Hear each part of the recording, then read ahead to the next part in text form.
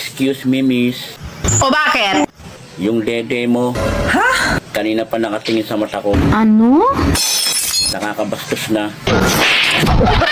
Ano ngayon sa'yo?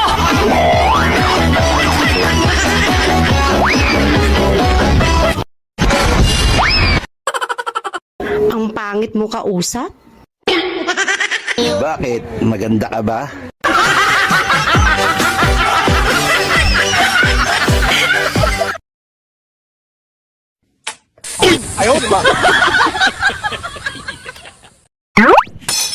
Oh, sinong walang pera dyan?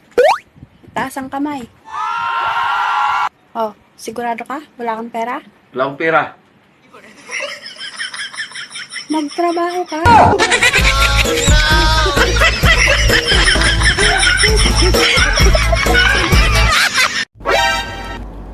Matulog ka na. Wala na yung lalaking kamwa-mwa mo kagabi. Nahuli na ng asawa niya. No, no, no, no.